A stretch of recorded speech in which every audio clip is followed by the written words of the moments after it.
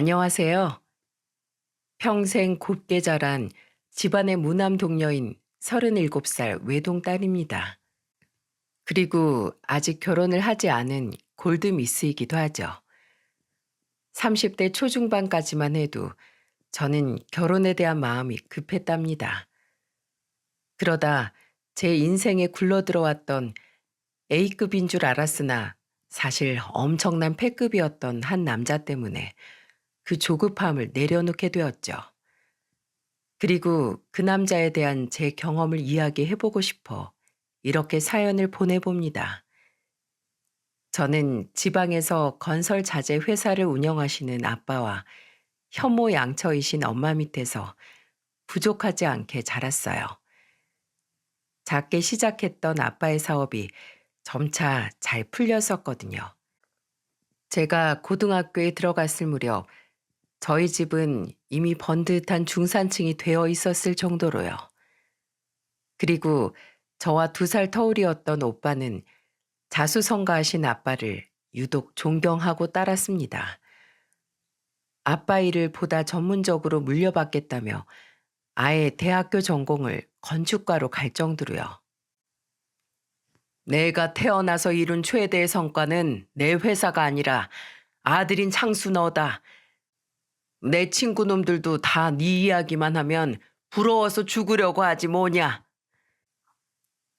오빠는 어딜 가든 항상 아빠의 자랑거리였죠.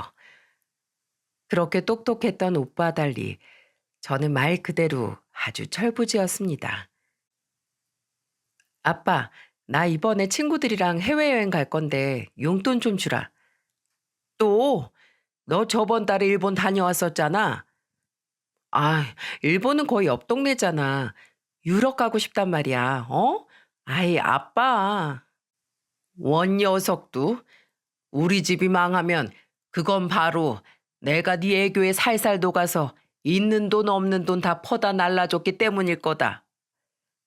우리 예쁜 딸 이번에도 기어코 아빠를 무장 해제시켰네. 워낙에 듬직한 자식인 오빠가 있었기 때문일까요? 부모님은 제 철없는 어리광을 웃으며 받아주셨어요. 그렇다고 저를 마냥 오냐오냐 하지만은 않으셨지만은요. 자, 얼마가 필요한지 몰라도 네 계좌로 용돈 보냈다. 넉넉히 보냈으니까 혹시 조금 어려운 친구 있으면 네가 경비를 조금 더 부담해 줘라. 그리고 어딜 가든 나라 망신시키지 않게 그 나라의 매너를 항상 지켜야 해. 사람들한테 예의 있게 굴고. 알았지? 저희 부모님은 무례한 사람을 제일 싫어하셨거든요. 덕분에 저도 어디 가서 무례하다, 성격 나쁘다라는 소리는 듣지 않게 자랐고요. 이렇게 평생 철이 들지 않을 줄 알았던 제 성격이 조금 변하게 된 건 하나의 사건이 생긴 이후부터였어요. 우리 가족에게 너무 이르게 찾아온 끔찍한 비극 말이죠. 장수야! 그 사건은 바로 제가 22살 때 일어난 오빠의 사고였습니다. 오빠가 오토바이를 타고 집에 오다 그만 빗길에 혼자 미끄러지고 만 거예요. 그리고 병원에 도착하기도 전에 오빠는 숨을 거두고 말았죠. 오빠의 죽음이 몰고 온 집안의 변화는 아주 컸습니다. 엄마는 한동안 실어증을 앓으실 정도로 크게 충격을 받으셨고, 아빠는 잘 드시지도 않던 술을 입에 대셨죠. 그리고 그런 부모님들을 지켜보던 저는 한 가지 큰 결심을 하게 되었어요. 내가 오빠 대신이 되어야겠다. 물론 건축에 대해 아무 지식도 없는 제가 아빠의 회사 일을 물려받을 수는 없었죠. 하지만 적어도 부모님께 더 이상 응석바지 딸로 남아서는 안 되겠다고 생각했어요. 오빠만큼은 못하더라도 부모님께서 조금이나마 믿고 의지할 수 있는 자식이 되고 싶었습니다. 이후 저는 변하기 시작했어요. 비록 지방대였지만 학사 경고까지 받을 뻔했던 학교 성적을 올려 높은 학점으로 졸업을 했고 졸업 후엔 살던 지역에 꽤 괜찮은 회사에 입사를 하게 되었죠. 더 이상 부모님께 용돈을 달라고 떼를 쓰지도 않았고 오히려 취업 이후엔 부모님께 용돈이며 선물을 드리기도 했어요. 그리고 가장 큰 변화는 제가 부모님께 부리던 애교의 방향성이었습니다. 엄마, 아빠, 이것 봐. 예쁘지? 내 첫 월급으로 산 엄마 아빠 선물. 이야, 장현이 훌륭하게 컸다. 이게 다 누구 덕분이지? 우리 엄마 아빠 덕분이지. 그지? 예전엔 그저 철없이 굴었다면 오빠의 죽음 이후엔 집안의 분위기를 환기시키기 위해 애교를 부리기 시작한 거죠. 부모님이 다시 조금이라도 웃으실 수 있게끔요. 다행히 부모님께선 그런 제 노력을 알아주시곤 서서히 예전 모습을 찾기 시작하셨습니다. 물론 오빠가 죽기 전으론 돌아갈 수 없었지만 그래도 우리 가족은 다시 식사 자리에서 웃으며 대화할 수 있게 되었어요. 오빠의 이야기는 암묵적으로 금기가 되었지만은요. 그래도 다들 이 정도 변화하게 되기까지 무려 7년이라는 세월이 걸렸답니다. 그렇게 시간이 흘러 33살이 된 저는 어느덧 다니던 회사에 과장이 되어 있었어요. 주위 친구들은 어느덧 하나둘 결혼을 하기 시작했죠. 처음엔 남자에 별로 관심이 없어 그냥 그런가 보다 하고 말았는데 결혼해서 아이를 낳는 친구들이 제게 이런 얘기를 하더라고요. 다른 건 몰라도 손주 보니까 부모님이 너무 좋아하시더라. 난 우리 아빠가 그렇게 환하게 웃을 수 있는 분인 줄 정말 처음 알았다니까. 아주 바닥에 애랑 같이 누워서 놀아주셔. 입은 귀에 걸려서 내려올 생각도 안 하시고. 당시 부모님께선 제게 말씀은 안 하셨어도 한 번씩 죽은 오빠를 떠올리며 눈물을 짓곤 하셨어요. 어떻게 모르겠습니까? 항상 저와 함께 거실에 모여 앉아있던 부모님께서 안방문을 꼭 닫고 방 안에서 나오시질 않는데요. 그럴 때마다 전 조금이라도 부모님께서 편하게 우실 수 있도록 TV 볼륨을 크게 올리고 일부러 더 하하 웃고는 했죠. 부모님이 울고 계시는 걸 제가 까맣게 모르는 것처럼요. 저는 친구들의 말을 듣고 제가 지금 이상으로 부모님을 기쁘게 해드릴 수 있는 건 좋은 사람 만나 결혼해서 손주를 보여드리는 일이라고 생각했습니다.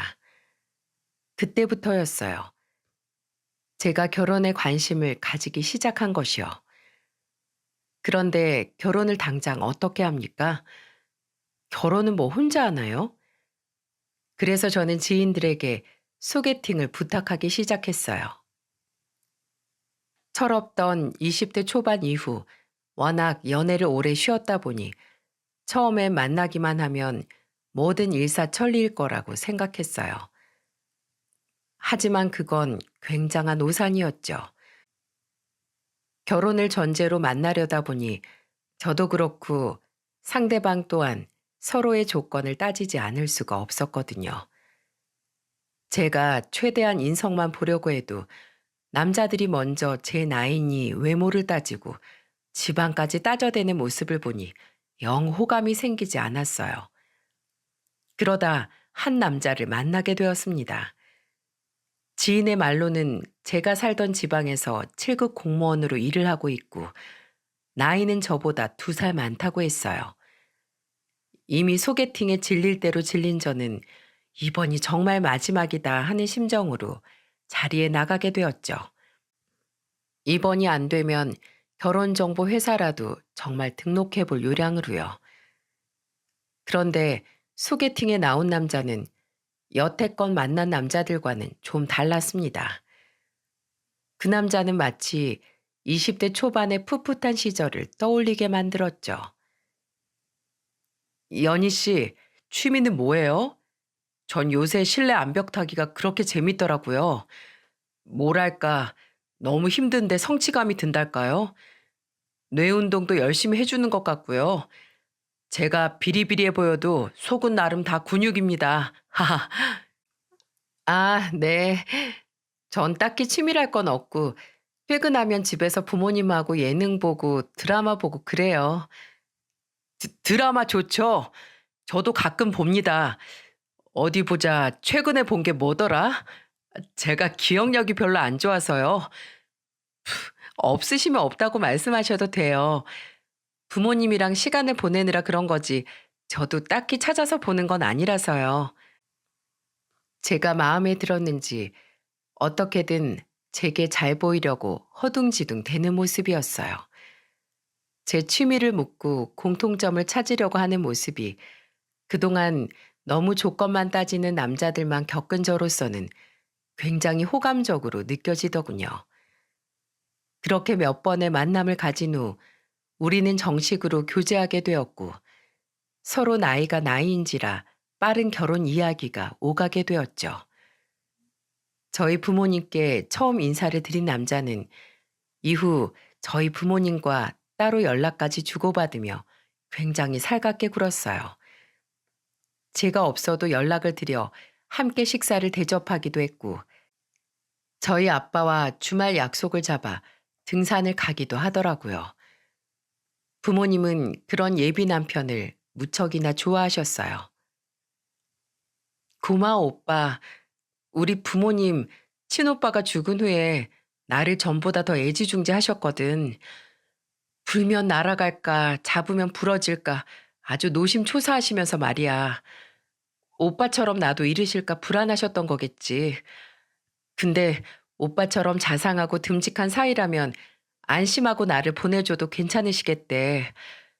부모님 마음이 조금이나마 편해진 것 같아서 나 요즘 너무 좋아. 연희 네 오빠 이야기 듣고 나도 무척이나 마음이 아팠어. 내가 친아들은 못 되겠지만 그래도 사위도 아들이라고 하잖아. 아들로서 잘해드리고 싶어. 너희 부모님께 말이야. 그리고 너한테도 아주 든든한 남편이 돼줄게. 우리 잘 살자. 너무도 듬직했습니다. 오빠의 죽음 이후 혼자 짊어지고 있던 짐을 누군가 함께 나눌 수 있게 된 것 같았어요. 그리고 예비 남편이 저희 집에 잘하는 만큼 저도 예비 시부모님께 잘하려고 노력했습니다. 그리고 예비 시부모님께서도 다행히 저를 무척이나 예뻐해 주셨죠. 어머님, 오는 길에 꽃다발 좀 사왔어요. 너무 예쁘죠? 저처럼요. 아유, 그래, 고맙구나. 우리 딸은 무뚝뚝해서 생전 이런 거 사온 적이 없는데, 연희 너는 부모님이 어쩜 이렇게 예쁘고 살갑게 키우셨니? 있어 봐라. 이따 네 시아버지 퇴근할 때 치킨 한 마리 튀겨오라고 해야겠다. 큰 놈으로 가져오라고 할 테니까 같이 저녁 먹고 가려무나. 너무 좋죠. 제가 또 치킨 킬러잖아요. 예비 시부는 사시던 동네에 작은 치킨집을 하고 계셨어요. 오랫동안 택시 운전을 하시다가 이제 동네 치킨집을 인수해 장사를 시작한 지 1년밖에 되지 않았다고 했죠. 예비 시모는 평생을 주부로 사셨고 남편의 여동생인 예비 신우는 몇 년 전 일찍 결혼해 서울에서 살고 있는 아주 평범한 집안이었습니다. 혹시 귀한 외동딸 시집 보내시는데 우리 집안이 좀 기운다고 네 부모님께서 우리 명호를 마음에 덜 들어 하시는 건 아니냐? 어머, 그런 말씀 마세요, 어머님. 오빠가 얼마나 살가운지 저희 부모님은 오빠 이야기만 나오면 한박 웃음이세요. 이런 사위라면 얼마든지 저를 맡겨도 괜찮으시겠다면서요. 아유, 말씀만으로도 고마우셔라. 우리 집이 무슨 복이 있어 너희 부모님 같은 훌륭한 분들과 사돈을 맺게 되는지 모르겠다. 연희 네가 우리 집 복덩이야. 예비 시모는 저희 집에 비해 좋지 않은 집안 사정 때문에 혹여 아들이 무시당하진 않을까 걱정하셨는지 가끔 지나치게 저자세를 보이기도 했어요. 저는 그럴 때마다 절대로 아니라며 손사래를 쳤고요. 그래. 그래도 우리 아들이 똑똑하고 성실한 거 하나만은 너희 집에 내놔도 안 빠질 거다. 요새 9급도 아니고 7급 공무원 시험에 붙는 게 어디 쉬운 일이냐? 말이 7급이지 계속 승진하다 보면 나중에 나란 일에 크게 쓰일지 누가 아니? 원래 사업하는 집안엔 공무원 하는 식구가 하나쯤은 있어야 하는 거라고 하더라. 그런 예비 시모가 유일하게 자랑하던 건 바로 남편의 직업이었어요. 공무원 시험이라는 게 얼마나 힘든 건지는 저도 매체를 통해서 많이 접해봤기 때문에 저는 그런 예비 시모의 말에 항상 맞장구를 쳐드렸지요. 예비 시모의 자랑에 과장이 조금 심하게 들어가긴 했지만 차이 나는 집안 사정에 어떻게든 아들의 길을 펴주고 싶어하는 부모의 마음이겠거니 생각하며 저는 아무 말 하지 않았죠. 그렇게 양가의 적극적인 지지하에 저와 예비 남편은 본격적인 결혼 준비를 시작하게 되었어요. 사돈댁 사정이 넉넉지 않다면서 하나뿐인 내 자식 결혼하는데 아빠인 내가 가만히 있을 수 없지. 아빠가 너희 집이랑 혼수는 전부 책임지 마. 그러니 너는 사돈 어른들과 명호가 부담 안 가지게끔 잘 말씀드려놔라. 아빠는 혹여 예비 시댁이나 예비 남편이 금전적으로 힘들까봐 걱정하셨는지 본인이 먼저 저희가 살 아파트와 혼수를 전부 마련해 주겠다고 하셨어요. 아무리 지방이라도 브랜드가 있는 아파트 가격은 결코 싸지 않았는데도 말이죠. 그리고 저는 가뜩이나 차이가 나는 집안 사정 때문에 걱정하던 예비 시모의 모습이 생각나 어떻게 이 사실을 최대한 부담스럽지 않게 말씀드려야 하나 고민하기 시작했습니다. 혹시 예비 남편과 예비 시댁에서 부담을 느끼고 거절할 수도 있을 것 같아서요. 그렇게 고민을 거듭하고 있을 무렵이었어요. 당시 우린 결혼 시기만 정해놓고 아직 상견례를 진행하진 않은 상태였어요. 무슨 일인지 아빠가 굉장히 바빠지셨거든요. 아마 아빠 회사에 무슨 일이 생긴 것 같아 저는 이런 집안 사정을 예비 남편에게 전했습니다. 요새 아빠 사업에 무슨 일이 생긴 것 같아. 아빠가 집에도 계속 늦게 들어오시고 집에서도 무슨 통화를 하는지 계속 분주하시네. 그래서 말인데 아빠 일이 좀 정리될 때까지만 상견례 좀 미루고 싶은데 괜찮을까? 아버님 사업이? 왜? 혹시 뭐가 잘못된 거야? 나도 잘 모르겠어. 원래 회사 얘기 집에 잘 하시진 않아서 말이야. 아무튼 그래 줄 수 있지? 부모님께 말씀 좀 잘 드려줘. 그런데 알겠다고 대답하는 예비 남편의 표정이 뭔가 못마땅해 보이더군요. 왜? 혹시 결혼 미뤄질까 봐 그래? 걱정하지 마. 아빠도 조만간 무슨 말씀 있으시겠지. 그냥 걱정이 돼서 그러지. 아버님 사업이 잘못될까 봐. 에휴, 이렇게 착해요. 우리 남편 될 사람이. 걱정하지 마. 아무 일 없을 거야.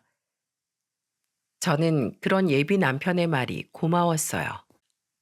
그런데 그 이야기를 나눈 이후 왜인지 예비 남편은 한동안 제게 시큰둥하더군요. 오빠, 요즘 왜 이렇게 연락이 잘 안 돼?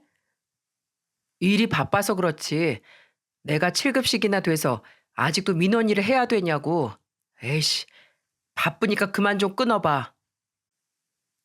게다가 여태 제 앞에서 일에 대한 싫은 소리 한 번, 험한 소리 한 번 하지 않던 예비 남편이 이런 식으로 제게 이야기를 하기 시작한 겁니다. 저는 무척이나 당황했지만 공무원들이 민원에 대해 스트레스를 많이 받는다는 기사를 몇 번 봐서 그런지 그저 요즘 들어 예비 남편이 많이 힘들구나 싶었어요. 그러던 어느 주말이었습니다. 집에서 오랜만에 부모님과 TV를 보며 여유로운 시간을 보내고 있는데 예비 시모의 전화가 걸려오더군요. 한동안 찾아뵙지 못한 터라 저는 반가운 마음으로 전화를 받았죠. 네, 어머님. 그런데 예비 시모의 목소리가 평소와는 아주 달랐습니다. 왜인지 예비 시모는 아주 격앙되고 날이 선 상태였어요. 예, 너희 아빠 사업 망했니? 네? 그게 갑자기 무슨 소리세요? 그리고 예비 시모의 입에서 나온 말은 너무도 충격적이었어요. 여태 제가 알던 예비 시모와 수화기 너머의 사람이 정말 같은 사람인가 싶었어요. 무슨 소리긴? 명호가 너희 아빠 사업에 무슨 문제가 생긴 것 같다길래 내가 너희 아빠 회사 주소지 찾아서 한번 직접 와봤다. 근데 왜 회사가 텅 비었냐? 여기 1층 통유리로 된 상가가 너희 아빠 회사라고 뜨는데 왜 죄다 망한 것처럼 비어 있는 거야? 옆에 식당 사장한테 물어봤더니 망한 거 아니었냐고 하더라. 너 여태 왜 말 안 했니? 이래서 계속 상견례를 미룬 거구나.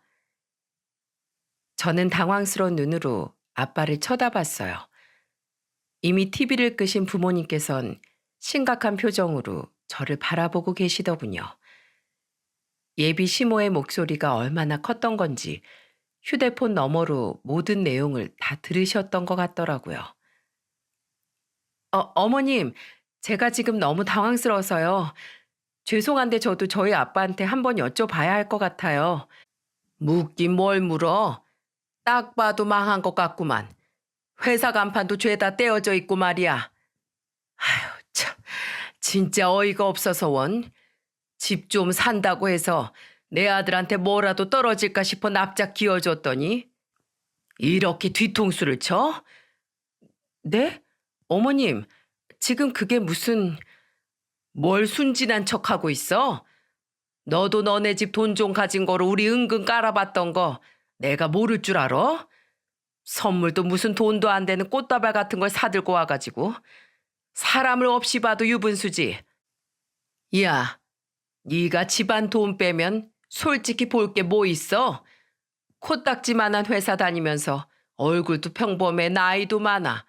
내가 우리 나란 일 하는 아들 너 따위한테 주는 거 너무 아까우면서도 너희 집안에 돈 좀 있다고 해서 그거 하나 보고 결혼시키려고 했다. 근데 이런 말이 달라지지. 내가 여길 와보길 다행이지. 아주 조상신이 도왔어. 이건 사기 결혼이야. 난 이 결혼 못 시킨다. 어디 감히 내 아들 등골을 빼먹으려고 제 아빠 사업 망한 걸 숨겨? 여우 같은 년, 끊어. 제 할 말만 다다다 내뱉으며 고함을 지르던 예비 시모는 할 말을 다 마치자 멋대로 전화를 뚝 끊어버렸어요. 저는 지금 이 상황이 도대체 무슨 상황인지 알 수가 없어 눈만 꿈뻑댔어요. 너무 놀라 가슴이 두근거렸죠. 그리고 놀란 마음은 이내 눈물이 되어 흐르더군요. 제가 갑자기 눈물을 터뜨리자 놀란 부모님께선 저를 황급히 안고 달래주시더군요. 그리고 제가 겨우 진정하자 통화 내용을 모두 들은 아빠는 불같이 화를 내기 시작하셨어요. 아니 뭐 이런 못 빼어먹은 집안이 다 있어?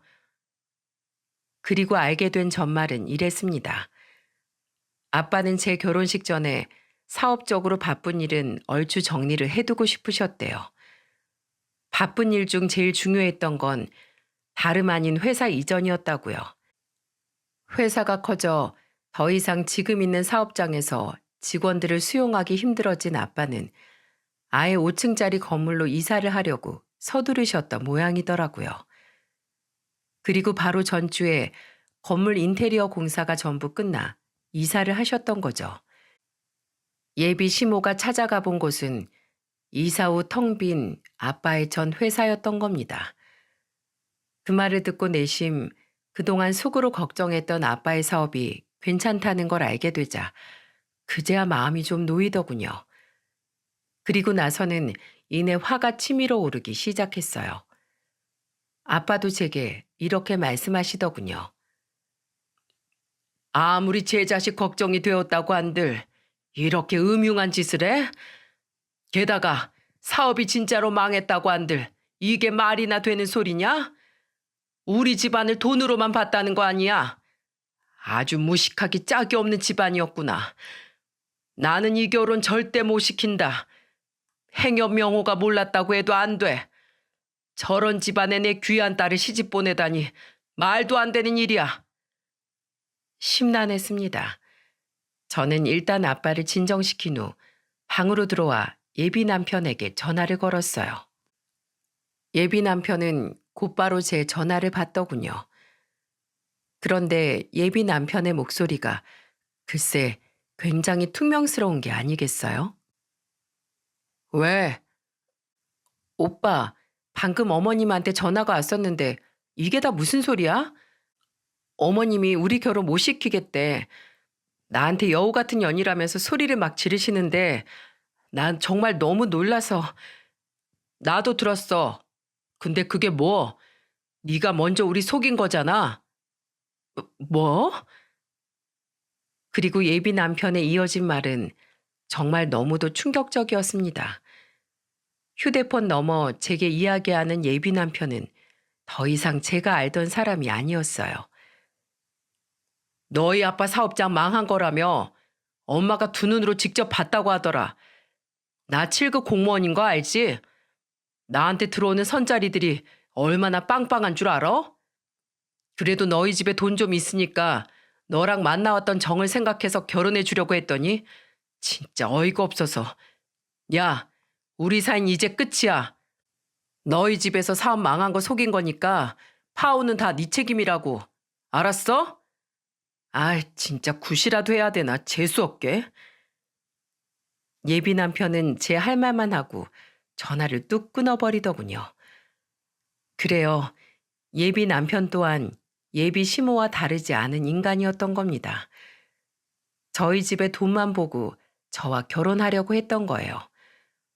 어떻게 사람이 이렇게 변할 수 있단 말인가요?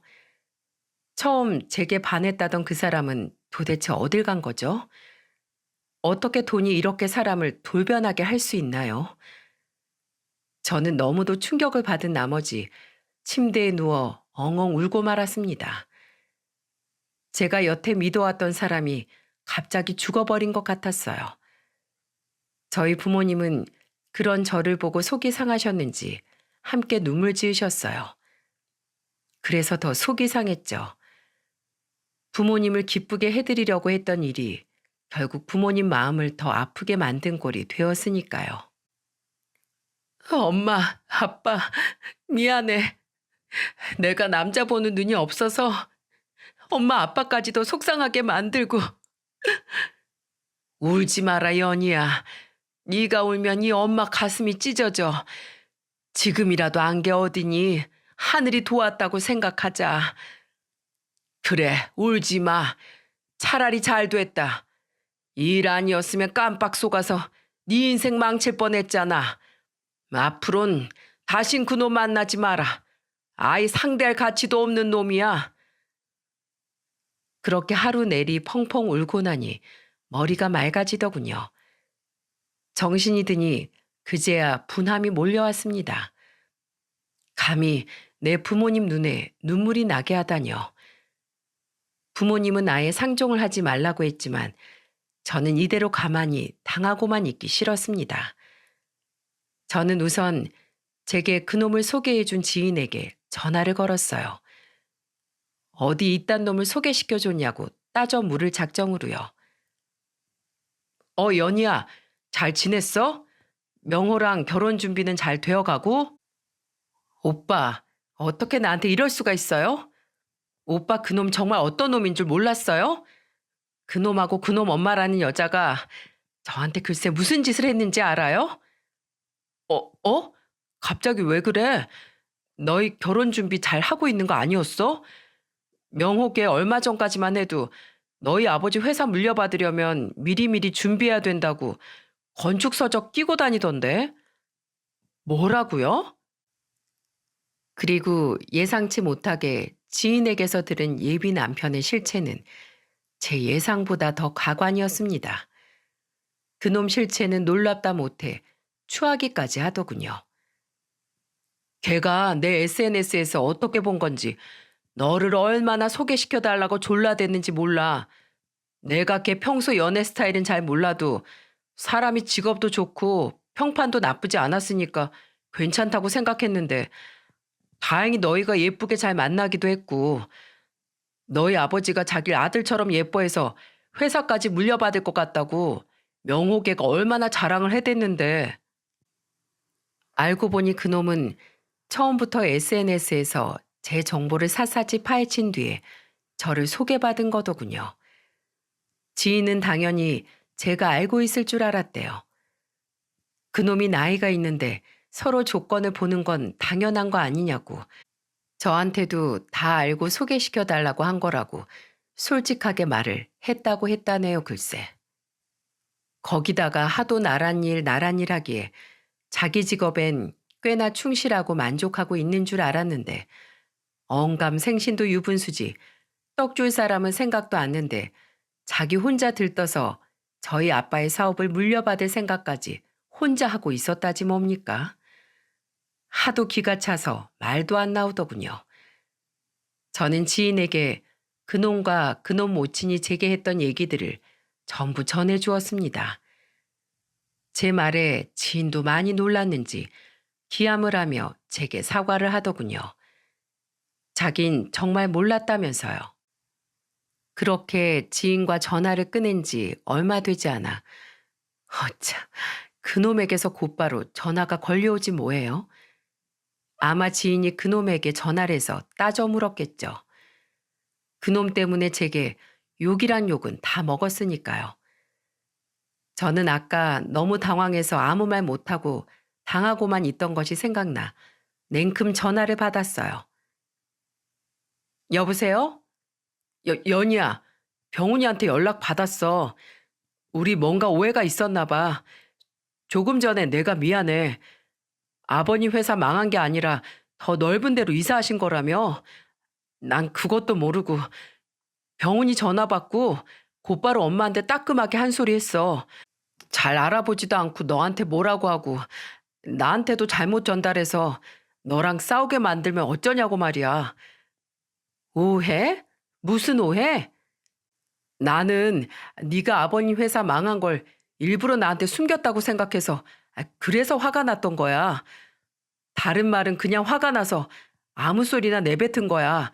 진심이 아니었다고. 한 번만 믿어주라. 어? 저기요, 최명호 씨. 사람을 무슨 등신 혹으로 보세요? 제가 그렇게 만만해 보이셨어요? 아무 소리나 내뱉은 거라고? 지랄하네. 너랑 네 엄마 그게 본심이었잖아. 우리 집 돈 보고 처음부터 접근한 거 내가 모를 줄 알아? 제가 지인에게 모든 이야기를 다 들은 걸 모르는 건지, 아니면 멍청하게도 제게 이 사태를 둘러댈 수 있다고 생각했는지 그놈은 새카만 새치열을 계속해서 놀리더군요. 아니 연희야, 우리가 나이가 있는데 어떻게 조건을 전혀 안 보고 만나. 안 그래? 너 내가 너랑 너희 부모님한테 잘해서 좋았다고 했지? 그것처럼 나도 그냥 조건 중 하나를 본 거야. 성격이나 돈이나 조건일 뿐이잖아. 안 그래? 그러지 말고 내가 잘못했어. 어? 아버님께서 우리 집도 혼수도 전부 해주려고 하셨었다며. 왜 말 안 했어? 감사하다고 따로 연락이라도 드렸어야 했는데. 연희야, 우리 오늘 일은 없던 걸로 치자. 결혼 전 작은 해프닝이었다고 치고 말이야. 어? 개소리를 아주 정성스럽게도 하고 있네. 차라리 멍멍하고 짖어. 그게 듣기 덜 거북하겠다. 너 그리고 시멘트 종류가 뭐가 있는지는 아니? 강섬유가 뭔진 알아? 어? 어디 개미 코딱지만도 모르는 게 사업을 물려받겠다고 떠들고 다녀? 야, 누가 누구한테 뭘 물려줘? 우리 오빠가 아빠 회사 물려받으려고 어릴 적부터 얼마나 열심히 공부했는지는 아니? 언감생심도 유분수지. 야, 물려받으려면 너희 아빠 치킨집이나 물려받아. 내가 그동안 차마 말을 못했는데 너희 집 치킨 누린내가 아휴 내가 참고 먹느라 죽는 줄 알았다. 얼마나 오래된 닭을 쓰길래 그러냐? 그러면서 너희 아빠 은근히 나한테 우리 아빠 분점 낼 생각 없냐고 물어보는 거 난 모른 척하느라 얼마나 힘들었는지 알아? 남의 사업을 우습게 봐도 유분수지. 그러니까 그깟 맛없는 치킨이나 팔고 있지. 이제 보니 너희 아빠뿐 아니라 너희 집안 자체가 아주 상종 못할 집안이었네. 내가 이런 상그지 집안을 몰라보고 결혼하겠답시고 난리 부르스를 쳤다니. 진짜 내가 부모님 얼굴 보기가 창피하다 창피해. 내가 너 가만 안 둬. 이 지역 좁은 거 알지? 내가 아주 네 실체 방방곡곡 다 까발려 버릴 거야. 알았어? 연희야! 저는 숨도 쉬지 않고 그놈에게 하고 싶었던 말을 죄다 퍼부었어요.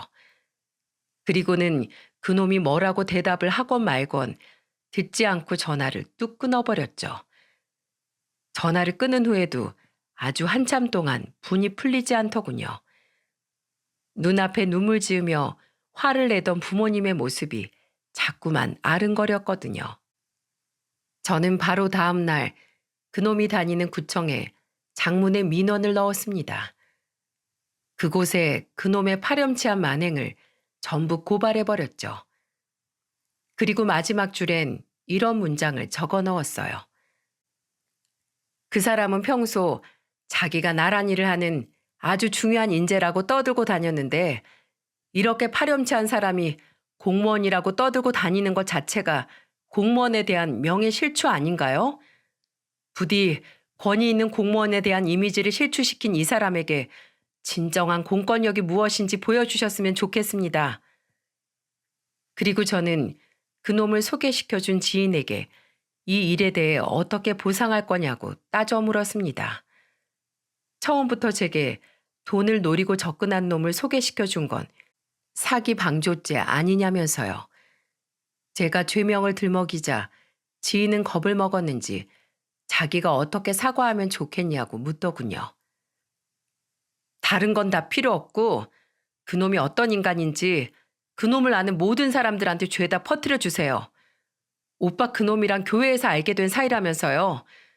아주 개망신을 시켜달라고요. 평생 이 지역에서 고개 빳빳이 못 들고 다니게요. 사실 저도 오빠 잘못 없는 거 알아요. 오빠도 그놈한테 깜빡 속은 거잖아요. 오빠는 무슨 죄예요? 그딴 버러지 같은 놈 때문에 저한테 이런 원망이나 듣고요. 그러니까 부탁 좀 할게요. 저 진짜 너무 분해서 그래요. 지인은 걱정하지 말라고 제게 대답했습니다. 지인도 그놈에게 잔뜩 약이 올라 있었거든요. 그럴 만도 했죠. 지인은 뭔 죄랍니까? 괜히 엄한 놈 저한테 소개시켜줬다가 저한테 이런 전화나 받고 말입니다. 제가 사는 지역 그렇게 작은 곳은 아니지만 그래도 2다리 건너면 서로 다 아는 사이일 정도거든요. 게다가 그놈과 그놈 부모가 다니던 그 교회도 알만한 사람은 다 아는 곳이었고요. 얼마 뒤 저는 구청에서 제가 넣은 민원에 대해 그놈에게 내려진 징계 결과 통보를 받았습니다. 결과는 아주 고소했어요. 그렇게 자기가 7급이다 노래를 해대더니 8급 공무원으로 강등이 되었더군요. 사실 이 정도 일로 그렇게까지 큰 징계를 받진 않는다고 하는데 지인의 말을 들어보니 가관도 그런 가관이 없더라고요. 그놈은 정말 김칫국을 하루에 한 사발씩 들이켰던 것 같더라고요. 자기 결혼하면 곧 공무원 생활 그만둘 거라고 글쎄 직장에서 그렇게 떠들고 다녔답니다. 장인 될 사람 사업장에 가서 일 배워서 사업 물려받을 거라고요. 도대체 뭘 믿고 그렇게 생각한 건지 정말 어이가 없더군요. 누가 그놈을 강제로 끌어안혀서 깔때기로 김칫국을 들이부었던 걸까요? 아무튼 그놈은 그렇게 떠들고 다니면서 일에서 마음이 떠났는지 업무를 굉장히 설렁설렁 처리했다고 하네요. 덕분에 불만 가득한 민원을 잔뜩 받았고 실제로 몇몇 민원인들과는 고성을 지르며 싸우기도 했었다더군요. 그러던 와중 제 폭로글이 이슈로 떠올라 강력한 징계를 받았던 거죠. 아마 최명호 그 새끼 이사라도 가야 되지 않을까? 이미 소문 쫙 나서 걔랑 걔네 부모는 교회 나오지도 못하던데 공무원 사이에선 아예 엄청나게 와전된 소문까지 퍼졌대. 뭐라고 났는지 모르겠는데 아주 천하의 쌍놈이 되어 있다더라. 하지만 전 거기에 그치지 않고 구청 위생과에 그놈 부친의 치킨집마저 익명으로 신고를 해버렸어요. 아무리 생각해도 제가 그동안 먹어왔던 닭들이 싱싱하게 느껴지지 않았거든요. 분명 위생적으로 뭐가 하나 걸려도 걸릴 거다 싶었죠. 아니나 다를까 그놈 부친의 영업장은 과태료를 세게 물었다고 하더군요. 심지어 이미 한 번 신고를 당한 적이 있다고 하더라고요. 자기 가게 하나도 제대로 운영하지 못하면서 사돈 될 사람 사업에 콩고물이나 넘보다니 누구 사업 말아먹을 일 있나요? 정말 자업자득이었죠. 모든 일이 끝난 후 저는 부모님께 제가 그놈에게 보복했던 일들을 전부 말씀드렸어요. 부모님은 제게 그저 수고했다고, 잘했다고만 말씀하셨어요. 하지만 굉장히 통쾌해하실 거라는 제 예상과는 달리 부모님의 표정이 좋지 않았습니다. 속 시원하지 않아? 엄마 아빠 둘 다 표정이 왜 그래? 잠시 망설이시더니 아빠가 제게 근심스러운 표정으로 말씀하시더군요. 연희야, 너 빨리 결혼하려고 했던 거 다 우리 때문이냐? 우리 마음 편하게 해주려고? 아니, 꼭 그런 것만은 아닌데. 그때였어요. 갑자기 엄마가 눈물을 터뜨리시더군요. 엄마, 왜 울어? 우리가 미안하다, 연희야. 우리도 귀가 있어. 일이 하도 커졌다 보니 주변 지인들한테 연락도 많이 받았다. 그러다가 네 친구 엄마한테 듣게 됐어. 네 친구가 괜히 자기가 결혼에 대해 너한테 부추겨서 이런 일이 생기게 만든 것 같다고 걱정했다더구나. 이거사, 우리가 왜 네 결혼을 쌍수를 들고 환영했겠니? 이유가 그랬던 줄도 모르고 항상 우리 눈치만 보던 네가 드디어 네 인생을 살겠다는 것 같아 그렇게 기뻐했던 거다. 네가 이제 네 오빠의 그늘에서 벗어나 행복을 찾아가려고 노력하고 있는 줄 알고 말이야. 엄마. 네 엄마 말이 맞다, 연희야. 이게 다 우리 탓이다. 창수를 그렇게 보내고 그래도 네 앞에서 그렇게 티를 냈으면 안 되는 건데 말이다. 네가 창수를 대신해서 우리에게 의젓하게 굴려는 걸 알면서도 차마 창수의 이름을 입에 올리기가 힘들어 너한테 모른 척 했던 거야. 그렇게 우리 서로 부모 자식 간에 잘하려고 했던 게 오히려 독이 되었구나. 서로 상처가 골마가게 내버려 두었던 거야. 연희야, 너는 너대로 살면 된다. 창수의 대신이 될 필요도 없고 창수를 닮을 필요도 없어. 이 말을 너무 늦게 해주어 미안하다. 우리가 미안해. 엄마와 아빠의 말에 그동안 혼자 애태웠던 시간들이 떠오르더군요. 부모님을 생각하며 혼자 전전긍긍하고 혼자 고군분투해왔던 시간들이요. 눈물이 봇물 터지듯이 주체할 수 없을 만큼 흘러나왔습니다. 부모님의 말이 이제 그만 짐을 내려놔도 된다는 허락의 말 같았어요. 엄마, 아빠, 연희야. 우리 세 가족은 오빠의 죽음 이후 처음으로 서로를 부여잡고 목 놓아 울었습니다. 그렇게 우린 진정으로 오빠의 죽음으로 인한 상처 앞에 나란히 마주해 서로를 위로할 수 있었어요. 그리고 얼마 지나지 않아 저는 한 통의 전화를 받게 되었습니다. 모르는 번호였어요. 여보세요? 야, 이 썩을려나. 어머, 깜짝이야. 누구세요? 누구긴 누구야? 네가 인생 망하게 한 내 아들로 매미지. 아, 안녕하세요, 아줌마. 뭐? 안녕하세요? 전화를 건 사람은 다름 아닌 그놈의 모친이었어요. 제가 혹시라도 자기의 전화를 받지 않을까 싶어 다른 사람의 휴대폰으로 전화를 한 것 같더라고요. 안 그랬어도 되는데 말이죠. 이 여자의 아들놈에겐 마지막으로 실컷 퍼부어 주었지만 이 아줌마에겐 저번에 된통 당하기만 하고 말로 되갚아 주지 못해 언젠가 전화가 오게 되면 꼭 보복해 주리라 마음먹고 있었거든요. 야, 너 대체 우리한테 무슨 원수가 적길래 우리 집안을 이렇게 풍비박산 내놓는 거야? 어? 치킨집 신고한 것도 너지? 이 우라질려나. 너 때문에 우리 가족 교회도 못 나가고 집 밖에 고개를 들고 나가지도 못해. 내 아들은 다른 지역으로 발령 신청까지 냈어. 알어? 이 아줌마는 아직도 정신을 못 차렸는지 제게 미안하다고 싹싹 빌어도 모자랄 판에 도리어 큰 소리를 쳐대더군요. 정말요? 어디로요? 알려주세요. 그 지역에도 그놈 실체 싹 다 까발려버리게. 그래야 거기서도 얼굴 못 들고 다니죠. 그리고 저기요. 금붕어세요?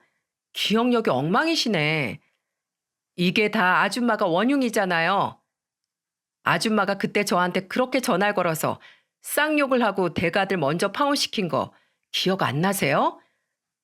아줌마 집안 말아먹은 건 다 아줌마가 자초한 일이에요. 자업자득 아시죠? 뭐야? 저도 덕분에 고생 꽤나 했어요. 가뜩이나 일하면서 문서 작업하기도 힘든데 일일이 타자 쳐가면서 민원 작성해서 신고하는 게 얼마나 피곤한 일인 줄 아세요? 저 손가락 너무 뻐근해서 마사지도 받고 왔잖아요. 아, 그래도 아줌마 씩씩거리는 목소리 들으니까 그동안의 제 노력이 헛수고가 아닌 것 같아서 뿌듯은 하네요. 뭐 이런 사이코 같은 게 다 있어? 너 당장 내 아들 인생 원래대로 돌려놔. 알았어? 안 그러면 내가 너 정말 가만두지 않을 거야. 어떻게 돌려놔요? 제가 무슨 마법사도 아니고. 그런 능력이 있으면 제발 아줌마네 집안이랑 엮이기 전으로 제가 돌아가고 싶네요. 나중에라도 그런 능력 생기면 저 좀 빌려주세요. 아셨죠? 아우, 속 시원해라. 저 이제 할 말 다 했으니까 아줌마 번호랑 이 번호 전부 다 차단할게요. 뿅! 저는 그대로 전화를 끊고 전화가 걸려온 번호와 그 아줌마의 번호를 전부 차단시켜버렸어요. 그놈 번호야 진즉에 차단했고요. 그렇게 지긋지긋한 그 집안과의 인연은 정말로 끝이 났습니다. 그리고 이 모든 일이 끝난 지도 벌써 1년이라는 시간이 지났네요. 누군가는 제게 너도 똑같은 사람이라고 욕을 하실 수도 있을 것 같습니다. 아무리 그래도 그렇게 악독하게 굴었어야 했냐고요. 하지만 다들 제 말엔 공감하실 겁니다. 가족은 건들면 안 되는 거잖아요. 그죠? 감히 제 오빠의 빈자리를 넘보고 저희 부모님을 우습게 한 그 쌍놈의 집안을 저는 도저히 가만히 내버려 둘 수 없었습니다. 그러기 싫었어요. 그리고 들리는 이야기에 의하면 그놈 가족들은 결국 이 지역에선 도저히 살 수가 없었는지 그놈이 발령났다던 다른 지역으로 이사를 갔다고 하네요. 저는 지금 부모님과 오순도순 행복하게 지내고 있습니다. 아빠의 사업은 날로 번창하고 있고 엄마는 여전히 곱고 건강하시고요. 저는 아직 다시 누군가 만날 생각은 없습니다. 솔직히 부모님과 지내는 이 시간이 너무도 좋고 소중하거든요. 그리고 다시 누군가를 만나게 된다면 그땐 조급해하지 않고 아주 천천히 그리고 긴 시간을 들여 알아간 후에야 결혼을 결정하든 말든 할 생각입니다. 두 번 실수하긴 싫으니까요. 가족을 새로 만든다는 건 아주 아주 중요하고 신중해야 하는 일이라는 걸 깨달았거든요. 여러분, 지금 곁에 가족과 함께 계신가요? 그럼 그 가족이 진정으로 원하는 것이 무엇인지 정말 알고 계신가요? 모르신다면 한 번쯤은 서로 속내를 털어놓고 대화해 보세요. 저처럼 너무 멀리 돌아오지 마시고요. 그럼 지금까지 제 이야기 들어주셔서 감사합니다. 다들 평온한 하루 보내세요.